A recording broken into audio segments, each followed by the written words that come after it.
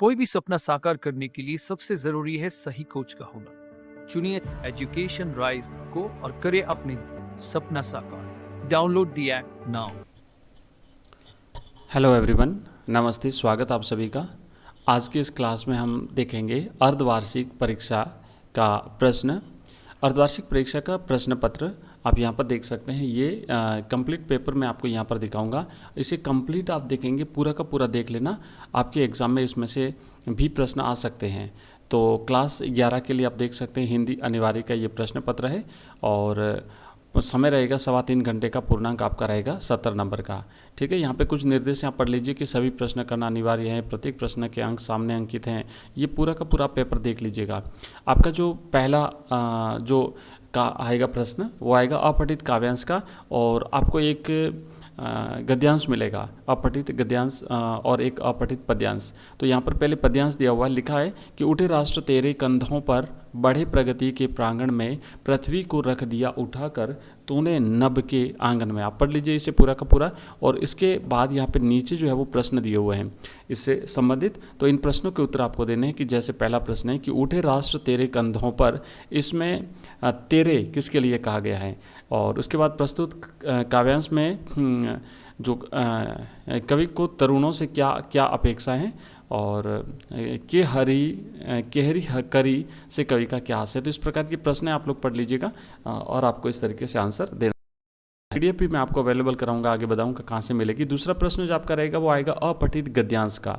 आप देख सकते हैं यहाँ पे अपठित गद्यांश है ना। साहस की जिंदगी सबसे बड़ी जिंदगी होती है, ऐसी जिंदगी की सबसे बड़ी आप पढ़ लीजिए इसे। और यहाँ पर आपके दिए हुए हैं नीचे प्रश्न। अगर आप कहेंगे तो मैं इसका सॉल्यूशन भी दूंगा। आप देख सकते हैं इंपॉर्टेंट प्रश्न है सारे के सारे, अच्छी तरह से याद कर लीजिए, आपकी परीक्षा में पूछे जा सकते हैं। ये कंप्लीट हाफ ईयरली का पेपर है, क्लास 11th के लिए हिंदी का पेपर है। अब देखिए यहाँ पे पठित गद्यांश, पठित पद्यांश जो है वो दिया गया है, और इसमें आपको दिए गए हैं यहाँ पे 1, 2, 3, 4 और 5 प्रश्न है 6 नंबर के। उसके आंसर आपको देने हैं। ये आपकी किताब में से लिया गया है। अंधकार की गुहा सरीखी उन आँखों से डरता है मन, भरा दूर तक इनमें दारुण दैन्य दुख का नीक रोदन।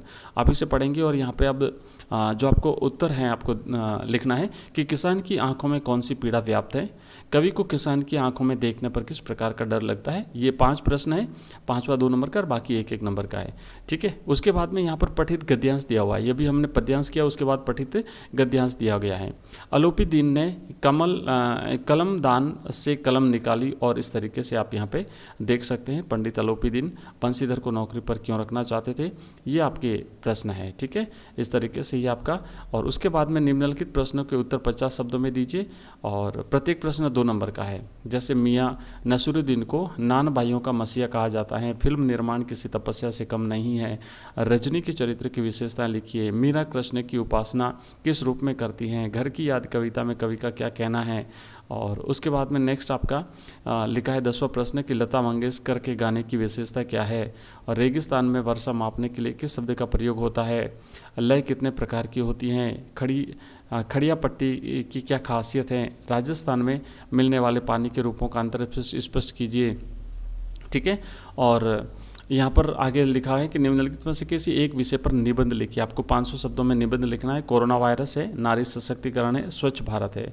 ठीक है, आगे वाले जो क्वेश्चन है वो देखने से पहले मैं दोस्तों बता दूं कि आप हमारा ऐप डाउनलोड करिए, एजुकेशन राइज नाम से ऐप। वहाँ पर आपको मिलेंगे मॉडल पेपर्स आपकी परीक्षा के लिए।